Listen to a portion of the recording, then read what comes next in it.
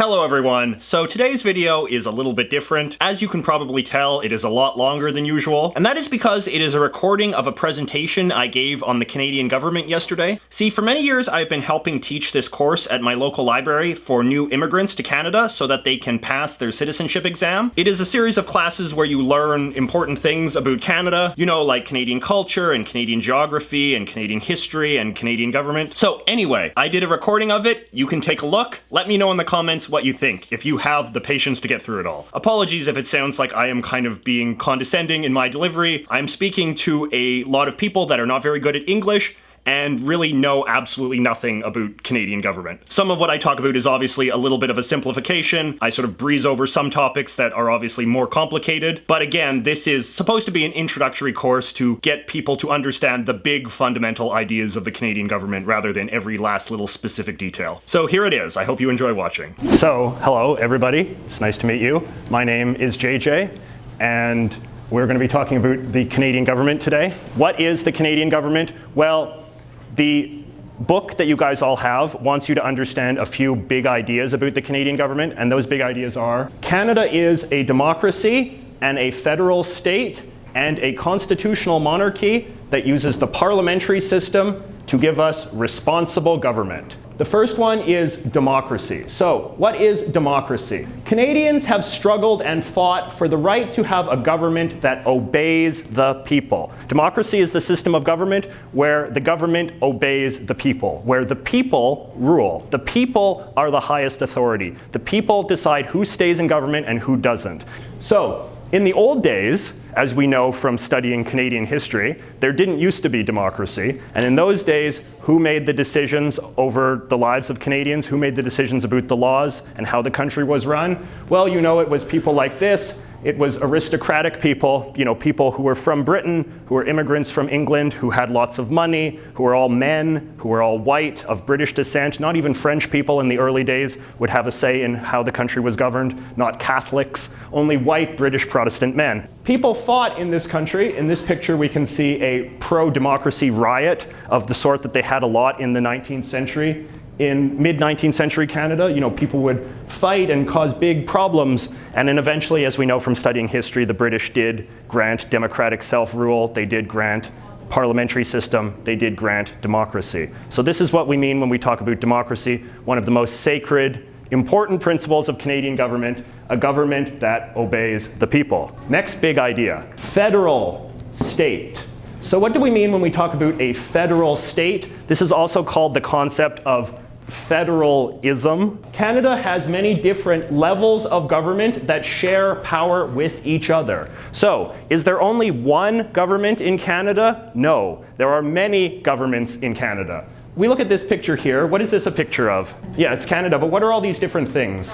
The provinces, right? So Canada is a giant country that is split into a bunch of different provinces, and every province has its own government. That is the concept of federalism. Not one government, but many governments that work together. And in fact, there's even more governments than just the province governments.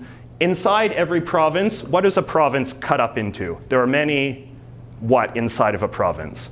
Yes, very good. So there are many cities in every province of Canada, and every city has its own government as well. This is also part of the federal idea. The idea that we not only have one government, we have many different governments that control different things. And later on, we will talk about what the different types of governments control. Next concept is a constitutional monarchy. So, constitutional monarchy is different than just monarchy. Monarchy is the concept of having a government where the top person in the government is a king or a queen, right? In some countries, Saudi Arabia, you know, is in the news a lot lately. They have a king. Their king rules their government. Him and his family, they have the complete power.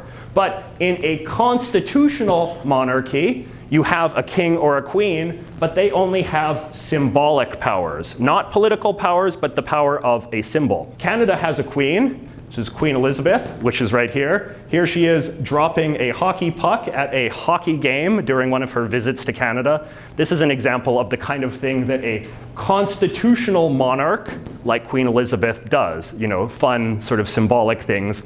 And we will talk more about the monarchy in a little bit because it is a complicated concept within the Canadian government that is sometimes difficult to understand. Next big idea is the parliamentary system.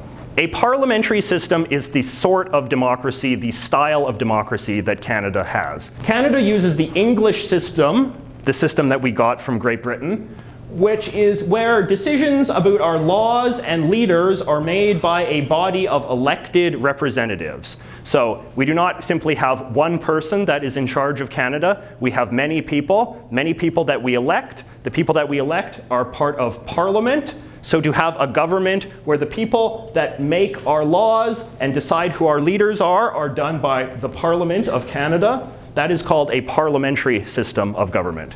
These are the chambers of Parliament. We will talk more about them in a bit. The next one is responsible government. This is a complicated topic that is a little bit difficult to describe, but it has to do with the idea that the politicians of Canada must be responsible to the voters of Canada and to our democratic parliamentary traditions. So the idea is, once we vote in our government, once we vote in our parliament and our leaders and the prime minister and all this kind of thing, they cannot do whatever they want. They can't conduct themselves in any way they feel. They have to obey the traditions and the rules of our parliamentary system of government. And the parliamentary system of government in Canada has a number of different rules that we will talk about in more detail. The idea of how is the prime minister chosen, how is the prime minister removed, how are laws made, all of this kind of stuff, the complicated details of day-to-day politics. This is all part of the system that we call the responsible government system. And the idea is that because we have a responsible government system, we as voters, we as citizens of Canada, we know what to expect from our government. There are certain rules that they have to obey. Now we are going to talk about the different pieces of the Canadian government, the institutions and structures and people that actually form the government, all of the parts. So the first part we are going to talk about is the Constitution. The Constitution of Canada is the document that provides the rules for how Canada's system of government works. And it also sets the limits on the government's power. When we were talking about responsible government, and I talked about how there are rules that the government has to follow, where do we go if we want to read those rules? Well, a lot of them can be found in the Constitution of Canada, which is a long document. You can find it online. The Constitution of Canada is also important because it puts limits on the government's power. So the Constitution of Canada is a very important document because it tells you what government cannot do. Sort of like the values that we have as Canadian citizens mean that we do not want our government to pass certain kinds of laws. We do not want our government to pass laws that take away our rights, that discriminate against us on the basis of our race or our gender or anything like that. We want a government that has some limits on their power. And those limits can be found in the Canadian Constitution. The Canadian Constitution has parts where it says no government is allowed to do this and this and this and this. And this is a very important part of Canadian democracy. This is what makes Canada a free country in contrast to some other countries where their government can do anything to the people. Next big thing we're going to talk about is the Queen of Canada. So here she is, the Queen of Canada. Queen Elizabeth II is Canada's monarch and head of the state.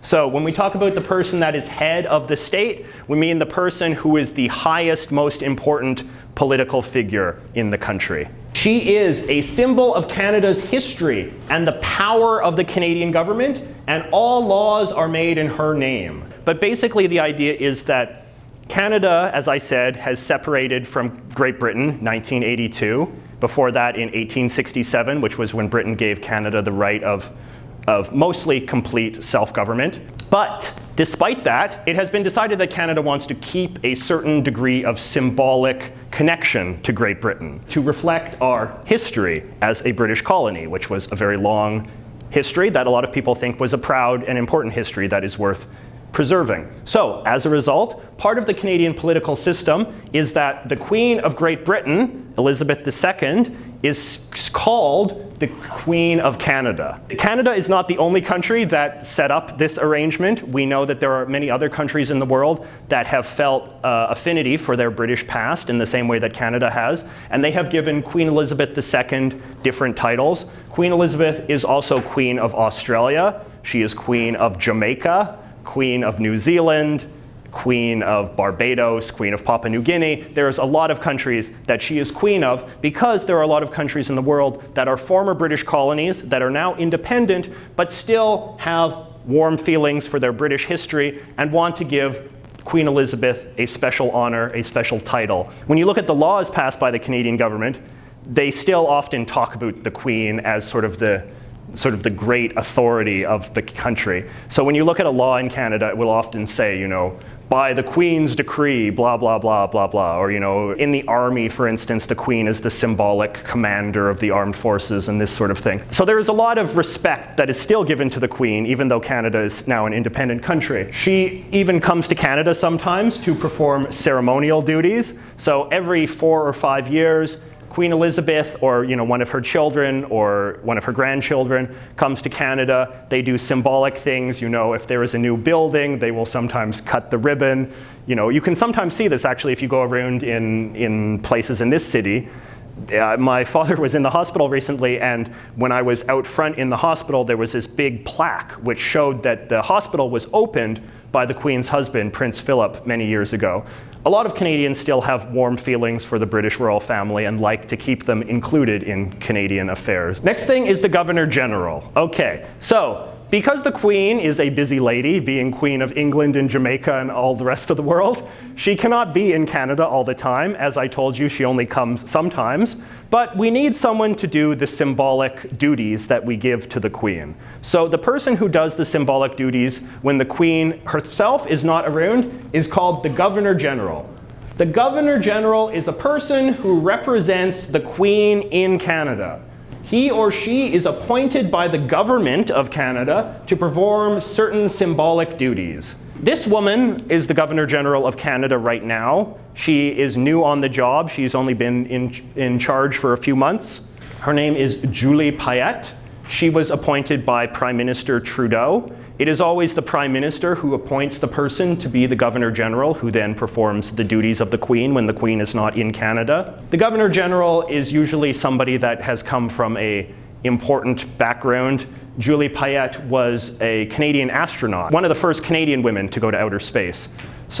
And she was an accomplished scientist, a very proud, accomplished woman who a lot of people have looked up to for many years. Before she was Governor General, the Governor General was Dr. David Johnston. He was a very important professor. He was president of a university. The people that are Governor General of Canada are these kinds of people, people that are very accomplished and important folks. So the Governor General performs certain symbolic duties. When a law is passed by the Parliament, the Governor General signs it. This is a picture of Dr. Johnston, the old Governor General. You can see he's signing a law beside Prime Minister Harper back in the day. When there is a new session of Parliament, the Governor General officially opens the Parliament. She officially closes the Parliament when it's over. The Governor General does a lot of things relating to the armed forces. When Canadians get medals, when they do something great, the Governor General gives you the medal. So it is the same kind of thing that you expect the Queen to do. The Governor General also has, and this is very complicated, but the Governor General has some emergency political powers that she can use in a time when Canada is in some degree of democratic crisis. When there is a problem with the Prime Minister or there is a problem with the Parliament, there are some powers that the Governor General has in the case of an emergency. But this has not been done in many years. Not within, I don't think within like 80 years or something. So it is very unusual and probably is not likely to happen anytime soon. It's important to understand that even though the Governor General is mostly a symbol, she does have some power too under the Constitution. Now we are going to talk about the Parliament of Canada. Canada's Parliament is divided into two chambers, the House of Commons, which is elected, and the Senate, which is not elected. First though, let us talk about the political parties of Canada. So who is this guy? Trudeau. Yes, it's Justin Trudeau. the Prime Minister of Canada. But he is not just the Prime Minister of Canada, he is also boss of the Canadian Liberal Party. And do we know who this guy is? Maybe not. He is new on the political scene. He is the boss of the Conservative Party of Canada. His name is Andrew Scheer. We'll learn more about him in the future, I'm sure. Who was the old boss of the Conservative Party of Canada? Harper. Yes, so Prime Minister Harper was the old boss. Prime Minister Harper is not in charge anymore. You know, when he lost the election, he wandered off, and so now they picked a new guy, and he was only picked a few months ago, and his name is Andrew Scheer. He's quite young. He's only 38 years old. And do we know who this guy is? This guy's name is Jagmeet Singh. He is also very new. He is also only 38 years old. He is the boss of the NDP, the New Democratic Party of Canada. Do we know who the old boss of the NDP was? No? His name was Thomas Mulcair. Yeah, you might remember with the beard. Yeah. But anyway, Jagmeet Singh is an interesting guy because, as we can see, he is not white. He is of Indian heritage. His parents were immigrants from India. And this is the very first time in Canadian history that there has been a person who is not white who has become this high in the Canadian political system. To be boss of a political party for a person who is not white. He is also not a Christian, as you can see, because he is a Sikh with the turban and the beard and all of this sort of thing. So this is very interesting development in Canadian political history, is to have a person like him as one of the bosses of the three biggest parties. So these are the three main parties in Canada, is Liberal, Conservative, and NDP. There are also two smaller parties in Canada, the Bloc Québécois Party and the Green Party. So the Bloc Québécois Party is a small party. It only exists in the province of Quebec. Its only issue is they want to leave Canada, become a different country. This is their boss. I do not remember what her name is. And there's an even smaller party, which is the Green Party, which is led by this woman, Elizabeth May. She has one seat in the Parliament. It is more popular party in British Columbia than it is in other parts of Canada. But these are the three big parties that we should be most familiar with. I don't want to talk about what they believe or what they don't believe. That is for you to discover and research and form your own opinions about. But when we talk about politics in Canada, we usually think of the Liberal Party and the NDP Party as being the parties of the left, and then we think of the Conservative Party as being the party of the right. So this is a different political philosophy, which you can decide for yourself which one you like. We have, in this province, in British Columbia, the government is NDP. But there has never been an NDP prime minister. The bosses of the parties of Canada are the people who run to be prime minister in an election.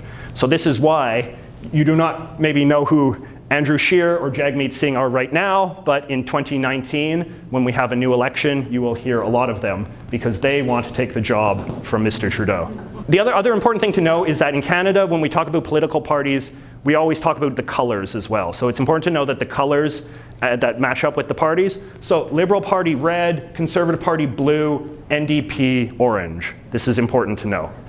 The House of Commons. So the House of Commons is the elected part of the Canadian Parliament. The House of Commons consists of 338 representatives known as members of Parliament, or MPs, who are elected to represent the 338 different communities that make up Canada. Canada, for the purposes of the House of Commons, is chopped up into a whole bunch of little different pieces. Every little piece represents a different community. You know, there's parts of Coquitlam, parts of Vancouver, all of the different cities. Sometimes big cities like Vancouver are cut up into even smaller pieces like East Vancouver and North Vancouver and this kind of thing. When the map is chopped up, it looks like this. So we can see here's British Columbia, Alberta, all of the different provinces are cut up into different little pieces, and every piece has one politician. That politician is called a member of Parliament or an MP. And we get to vote for an MP to represent our community. We send them to Ottawa, where they sit in the House of Commons in the Parliament. So in this map, we can see all of the politicians, and they're colored based on what party they are. So you can see in British Columbia, we are pretty equal. We have Conservative, Liberal, and New Democrat, and we also have Elizabeth May over here. Alberta is a very conservative province. You see they like that party mostly. Ontario, it's mostly Liberal. Here is a more organized chart where we see them all organized together. The political party that elects the most MPs to the House of Commons forms the government of Canada and picks the Prime Minister. So when we take all of those dots from the previous map and we sort them all out and we organize them by color, we can see that there is more red than anything else. Because more red, more liberals were elected than anyone else in our last election, in the election in 2015. That means the boss of the Red Party, the boss of the Liberal Party, Mr. Trudeau, he gets to be Prime Minister. This is how the Prime Minister of Canada is chosen. The person, the boss of the party that gets the most people elected to the House of Commons gets to be the Prime Minister. So it is easy to see why Mr. Trudeau gets to be Prime Minister. He has elected so many of his people. He is the very obvious winner. But sometimes it is not so obvious who is the winner. There are different types of government. This is what we call a majority government, which is the government where the one party wins so many seats that it is very obvious that their party boss should be the Prime Minister. These are the other party bosses. They are sad because they got so few seats. But sometimes it is more complicated than that. Sometimes the largest party is still outnumbered by the two other parties. This is what we call a minority government, which means that this guy still gets to be the Prime Minister, but he does not control most of the seats. The other two parties have more seats than he does, which means that it is hard for him to get anything done. He can say, I want this, and then they say no. And this is what happened with the person who was Prime Minister before Prime Minister Harper, Paul Martin. He was in this situation. He was Liberal, Conservative, NDP. They always made it hard for him to do anything. And in fact, sometimes it becomes even more extreme. So in this province, in British Columbia, we have a parliament as well, which we will talk about later. But in the British Columbia Parliament, the Liberal Party, Christy Clark, was in this position. And so what happened was that the other two parties, they form an alliance, and then they kick her out, and then they become in charge. In British Columbia, we had Liberal Party with this kind of situation, NDP Party, Green Party. They joined together to make an alliance. NDP person became boss and thus became premier instead of the Liberals. That has never happened in Ottawa before, but it could maybe someday. But most common style of government is this. Mostly when Canadians vote, they give a pretty big victory to one party. This kind of narrow situation is less common. The Prime Minister. The Prime Minister is the ruler of Canada and the leader of the Canadian government. He remains in power so long as he can keep the confidence of the majority of members of the House of Commons. This is what this is called. This is called keeping the confidence of the majority of the members. So when we look at Mr. Trudeau, he clearly has a confidence. He has the confidence of the majority of people in the House of Commons. This guy does not. And this is the old Prime Minister, Paul Martin. Paul Martin was Prime Minister from 2003 to 2006. But he lost power because he could not keep the support of the House of Commons. Because he was in the weak situation, the NDP and the Conservative Party voted him out of power in 2006. Then we had an emergency election, and Mr. Harper became Prime Minister instead. So that is why Prime Minister Martin is sad, because he was not in charge for very long. These are the different Prime Ministers of Canada. I just wanted to show you because it shows how people come and go in Canadian politics. This is Prime Minister Trudeau. This is the father of the current Prime Minister. Pierre Elliott Trudeau was his name. He was in charge from 1968 to 1979. Then he lost the election to this guy, Joe Clark. But Joe Clark did not have the confidence of the majority of members, so he was only in charge for a little period of time, and then they kicked him out. And then the old man Trudeau is back in 1980 to 1984. The old man Trudeau resigns in 1984, and this man became Prime Minister for a few months, but then he lost election to this guy, Brian Mulroney. John Turner was only Prime Minister for, I think, 3 months, very, very short period of time. Prime Minister Mulroney in power from 1984 to 1993. Then he quits. This woman becomes Prime Minister, Kim Campbell, first woman to be Prime Minister of Canada. She was only in power for a very short period of time, less than 1 year, because she lost the election to this guy, Jean Chrétien. He was Prime Minister 1993 to 2003, almost 10 years, yes, long time. When Chrétien left office in 2003, Paul Martin becomes Prime Minister. Paul Martin is not like Turner or Campbell because he manages to hang on a little bit longer. He manages to win an election in 2003, but he does not have the majority of the seats in the House of Commons, so they vote him out in 2006. There is a new election. Prime Minister Harper is voted in. He is in office from 2006 to 2015, and then he has an election and he loses his bid to have a 4th term in office to Justin Trudeau, the son of the old man Trudeau. So it goes full circle.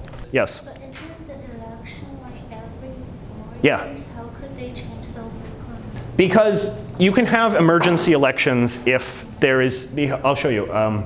So in this sort of situation here, they can gang up and they can form a new government to replace this government, but they can also do it so they can just force there to be an emergency election. What happened when Joe Clark became prime minister? Joe Clark, prime minister, he would beat the old man Trudeau in 1979, and then he's in office for a few months, but then the parliament votes against him, and they call for emergency election. So there's emergency election less than a year after the previous one, and then they vote him back in. So there are situations where you can have emergency election if they do not control the majority of the seats in the House of Commons. They can vote to put in a new government, or they can vote to kick out the old government and have emergency election. Yes? So the parliament can have the election anytime Yes. they want? Yes. When we look at prime ministers like this, they serve very short times because, you know, the old guy left and then someone had to take the job, right? And then they couldn't win an election on their own terms. Can the prime minister run the whole country by himself? No, he needs helpers, and the helpers are called the cabinet. The prime minister appoints MPs, so he appoints other politicians in the House of Commons from his own party to form his cabinet. Members of the cabinet are called cabinet ministers, and they help the prime minister run the country. So when Justin Trudeau looks at this, he's got so many politicians here. He can pick some of them to help him run the country. This becomes his cabinet. You know, he picks, I think, like, cabinet is very big now. I think it's like 40 people. So he picks maybe like 40 of his favorite people from here. Here they are. They become his cabinet ministers who help him run the country. Prime Minister Trudeau made it a big deal to have half of the cabinet ministers women and half of the cabinet ministers men. And there are a lot of cabinet ministers that are immigrants. There are a lot of cabinet ministers that are not Christians or are not white people. So it is a very diverse group of people. And the cabinet ministers all have different jobs.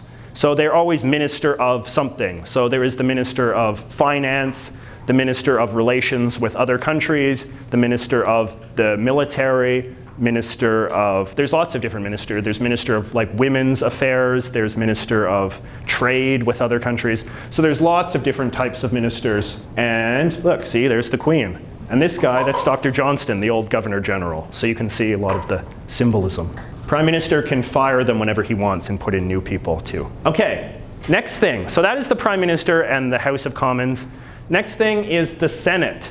Now the Senate is very controversial, and see if you can tell why. The Senate consists of 105 members called senators who are appointed by the Prime Minister.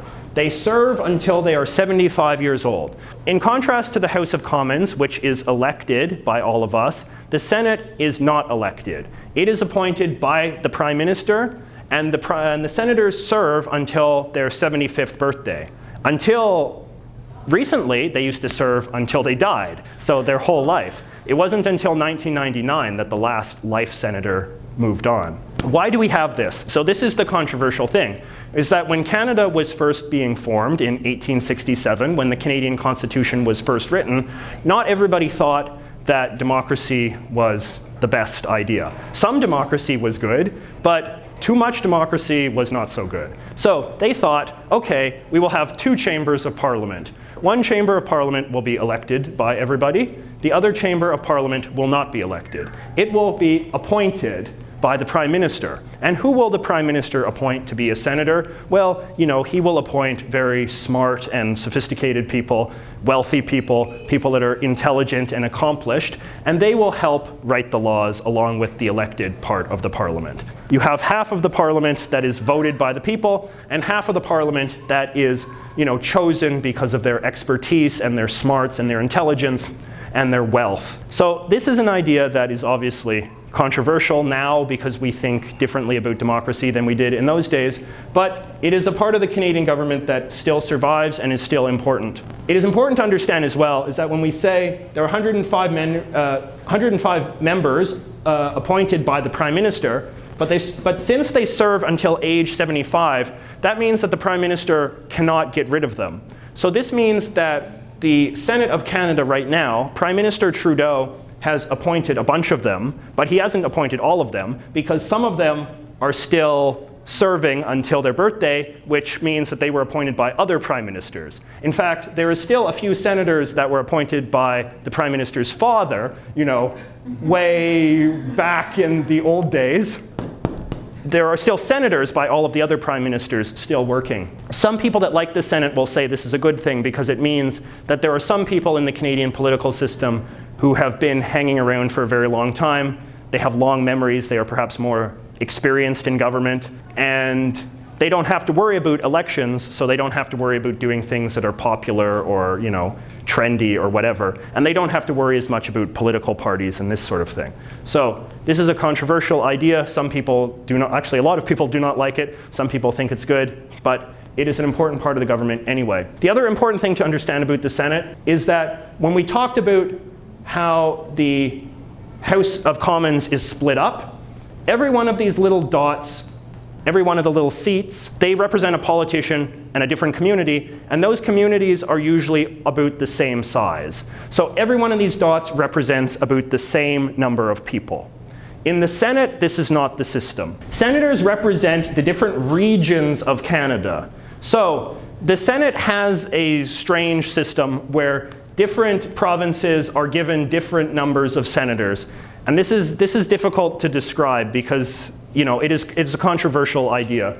So British Columbia has 6, Alberta 6, Saskatchewan 6, Manitoba 6, Ontario 24, Quebec 24, Newfoundland 6, Prince Edward Island 4, Nova Scotia 10, New Brunswick 10, and then these parts get 1 up at the top. The idea is that there are different regions of Canada. So like this is one region, Ontario is its own region, Quebec is its own region, these provinces here are their own region, this is its own, this is its own. The idea, I guess, is that this part of the country has some common interest, and this part of the country has some common interest, and this part has some common interest, so they should have an equal number. So you see 6 times 4 is 24, so this part of the country is equal to this part, and this part, Like I said, this is a controversial idea. As you can see, British Columbia has 6, New Brunswick has 10. There is much more people in British Columbia than there are in New Brunswick, but New Brunswick has more senators than British Columbia does. Not without controversy is the Senate.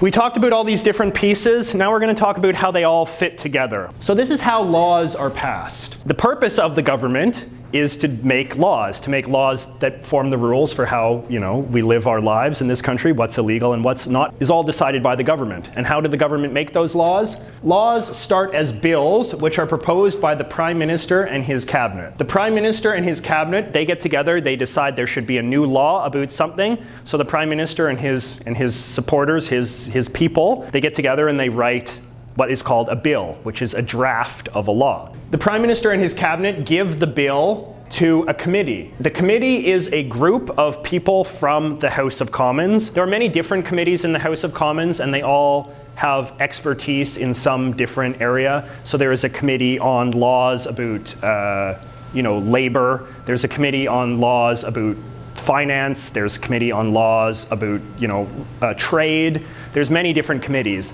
and they're all a small group, maybe 10 or so members of Parliament, MPs. They get together and they look at the Prime Minister's bill and they come up with suggestions. They say this is good, this is bad, change this, don't change that. And then after they've had their way with it, it goes to the House of Commons, and then all of those people in the House of Commons, all 338, they either say yes or no.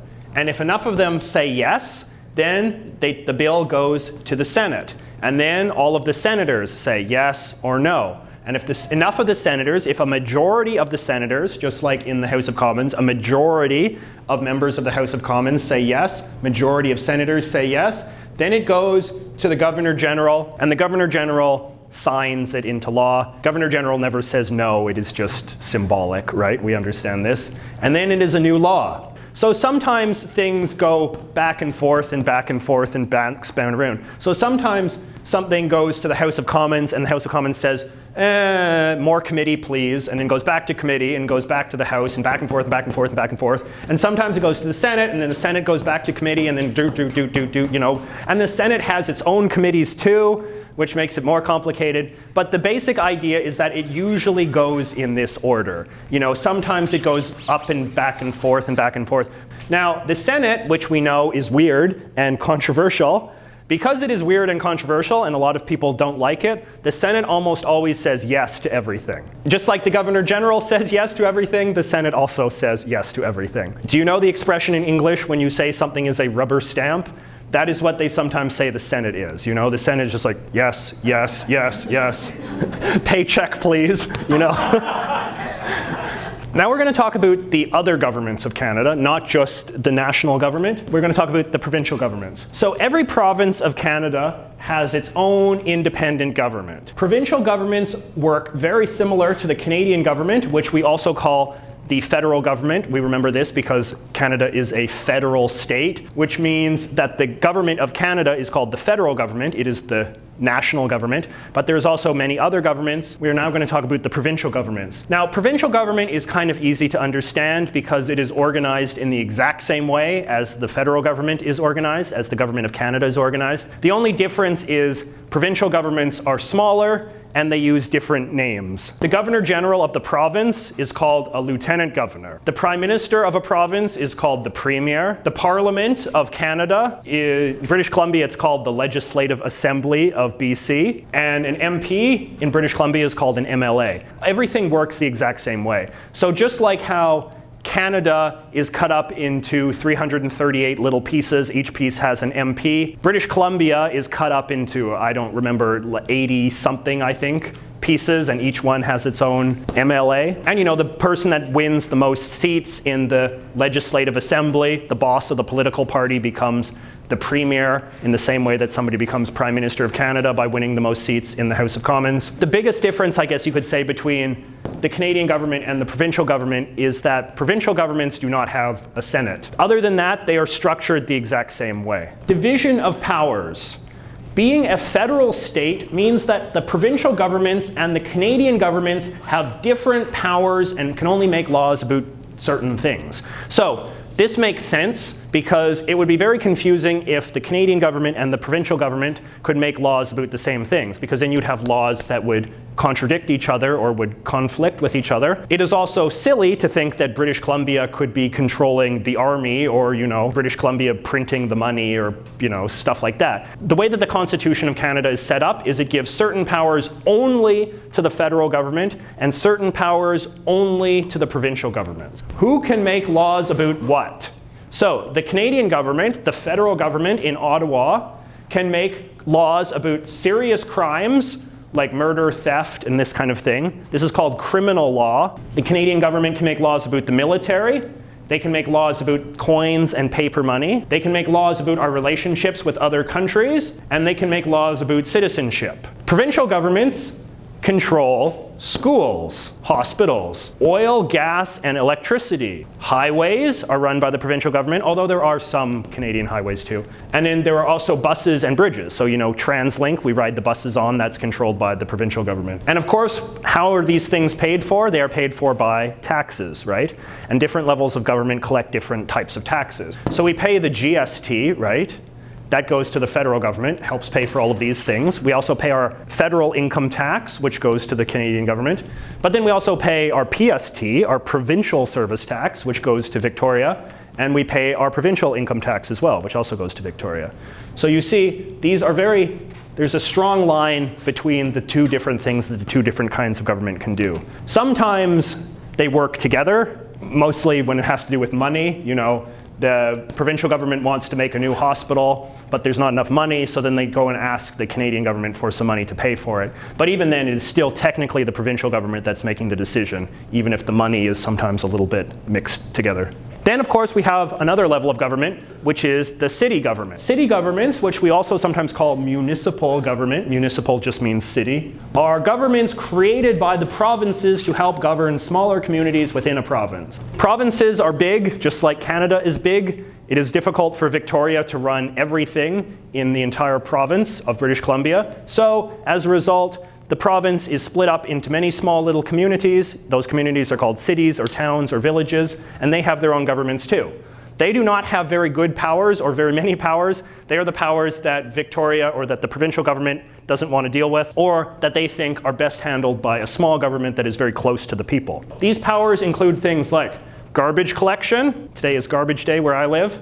That will be picked up by the garbage trucks that are run by the city government, not by Victoria, not by Ottawa, but by the city of Coquitlam. Libraries, like the one we're in right now. This was paid for and run by the library board, which I used to be on, which is part of the city government. Sewers, run by the city government.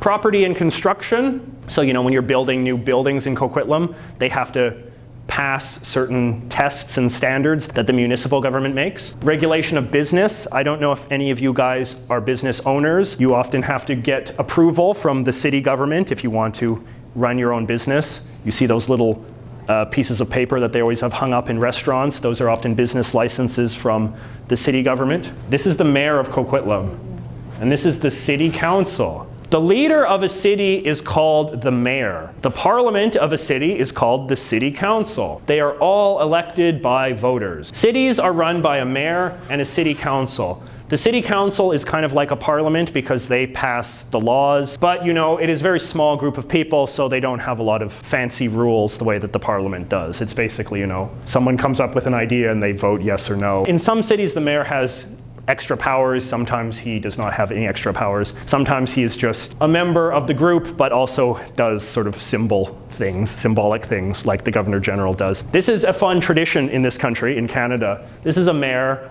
He's wearing a chain. In Canada, mayors on special occasions wear these chains, and the chain, every piece on the chain is from a different mayor. The city is around for a long time, and then it becomes a very long and heavy chain.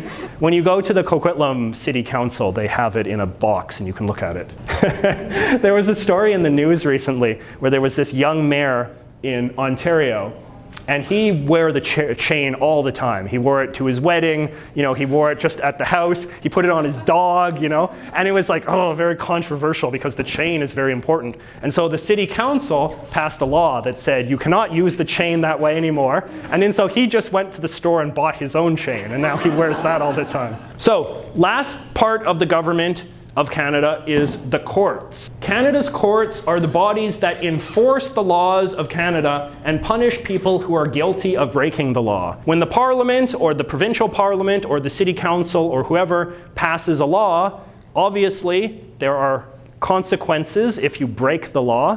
When you break the law, the police will arrest you and maybe put you in jail for a little while, and then you eventually get to talk to a judge, talk to the courts of Canada to decide if you are going to stay in prison or if you are going to be free, if you are going to be punished, if you are going to be given a fine, or if you are going to get off. There are different levels of courts in Canada that handle different sorts of law. Courts' decisions can be appealed to a higher level. So this is an important concept of the Canadian government as well. There are low-level courts at both the federal and the provincial level. It is complicated. I think you guys do a whole different section on law and stuff, so I won't talk about this too much. But basically, there are federal courts and there are provincial courts that deal with different kinds of laws. It is not so simple as to say federal courts deal with federal laws, provincial courts deal with provincial laws. That's too easy. It's more complicated than that. But basically, depending on the kind of crime that you are accused of committing, you will go to a certain court at one of these levels. But the important thing about Canada's democratic system is that if the judge says guilty and you don't think the judge is right,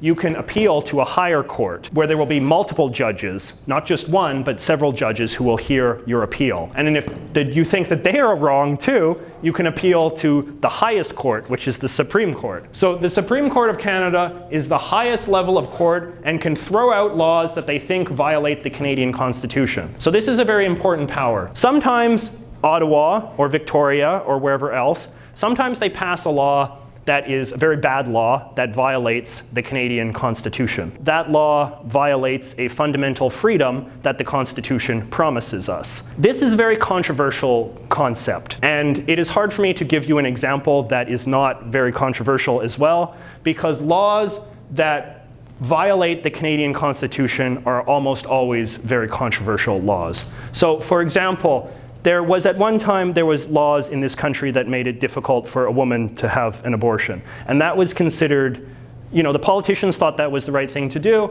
but there was a lot of women who thought that that was a bad law, and they said that it violated the Constitution. So, you know, an abortion doctor who was arrested for breaking this law, he went all the way up to the Supreme Court, and then they threw away that law, and they said that, no, this is a right. This was the same way that there was, you know, prostitution was recently legalized in this country, and that went through this way as well. There is a law that violates what you believe to be a sacred freedom, a right that the Constitution of Canada gives you on the basis of, you know, your gender or your race or even something else like that, just a fundamental freedom, your freedom of expression. Here's another controversial example. The government has laws on the books that says that you cannot say very, very cruel things about homosexual people. And there was a guy that would hand out flyers that said, you know, homosexual people are evil and wicked and are going to go to hell and this kind of thing.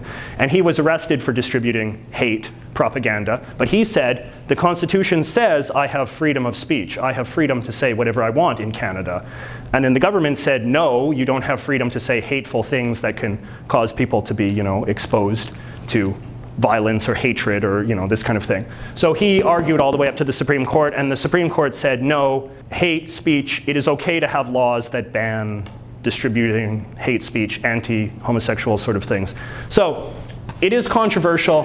The Supreme Court of Canada has to take very seriously very serious cases in which people feel that their fundamental rights, their rights that the Canadian Constitution promises, are being violated. Getting to go to the Supreme Court is very difficult. The Supreme Court will not hear, you know, your parking ticket that you're angry about. They will only hear the most very serious cases that involve something very important to all of our rights as Canadian people. Appeals courts at the lower level, they might hear something a little bit less important. But everything starts at the smallest level. Everything starts with a normal person like you or I getting arrested for something that we think is wrong, and if we think it's wrong enough, it can get up to the highest level. Most judges are appointed by the Prime Minister or the Provincial Premier. So this is another power that the Prime Minister and the provincial premiers have. They pick the people that go on these courts. The courts are kind of like the Senate, though. Generally, you get to stay in until you are 75 years old. There's some story in the news right now because one of the judges on the Supreme Court is almost 75, so Prime Minister Trudeau has to pick a new person to replace her. And so because the Supreme Court has so much power, everybody is watching that very closely to see who it will be. Voting. Any Canadian citizen over the age of 18 can vote in any federal, provincial, or city election. You can only vote for politicians representing the city where you live. So you people cannot vote because you are not Canadian citizens. I can vote because I am. You will be able to vote soon when you pass your citizenship test. But you can only vote if you are over the age of 18, and you have to vote for the politician in the city where you live. I live in Coquitlam. I can vote for MP, Member of Parliament for the House of Commons, when there's an election for that. I can vote for MLA, Member of the Provincial Parliament, when there's an election for that. I can vote for the Mayor and City Council of Coquitlam when there's an election for that. But I cannot go to Vancouver and vote for their elections. You have to only vote where you live. And when you go to vote, they often ask you to show proof that you live where you say you are. You know, you have to show like your mail or your card or something that has your address on it. Voting in Canada is very private.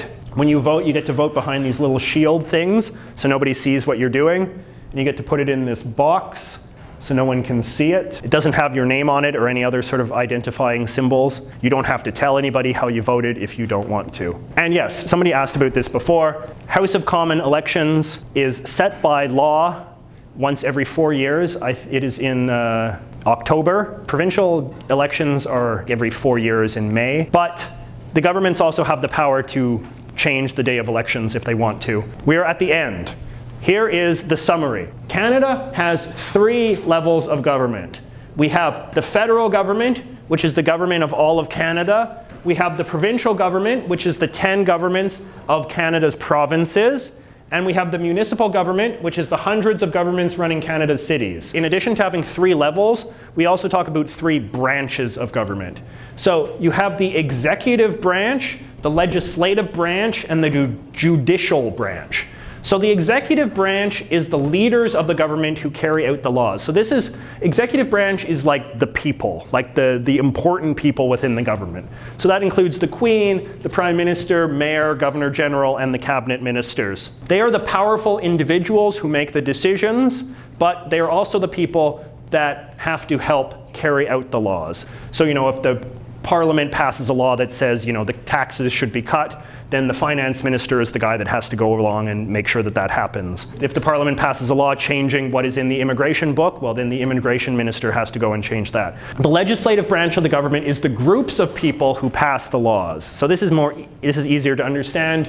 Whenever you have a big group of people who pass laws together, that's called a legislative branch of government. That includes the House of Commons and the Senate, the City Council, the provincial government, and then there is the judicial branch of government. This is the branch of government that enforces the laws or sometimes rejects them. So that is what I was talking about before, the judges, the Supreme Court. We have the 3 branches, but within the 3 branches, there are these 3. So, executive in the federal government is Prime Minister and Cabinet, House of Commons, Senate, federal courts, Supreme Court. In the provincial government, it would be the Premier and the Premier's cabinet, Provincial Assembly, the provincial courts, right? Same in the municipal government, it would be the mayor, it would be the city council, and it would be the city courts to the extent those exist. And here is a summary. This shows how it all fits together. So we will go over this quickly. What is this? What's happening here? Yeah, there's voting. And who are we voting for? We are voting for? Parliament. Yeah, we're voting for Parliament, but what part of Parliament? House of Parliament. Yeah, House of Commons. The boss of the party that has the most seats in the House of Commons is the Prime Minister, Justin Trudeau, the boss of the Liberal Party. The Prime Minister appoints this person, the Governor General, right, who represents the, yes. And then the Prime Minister also picks these people who are what? Yeah, the Cabinet. And the Cabinet comes from where? Yes. So both the Prime Minister and the Cabinet are from the House of Commons. The Prime Minister appoints the and the Judge. yes, and the judges. But we also vote for the provincial government, the Parliament, the Legislative Assembly, and we also vote for and the yes, and the mayor. Okay, very good. That is everything.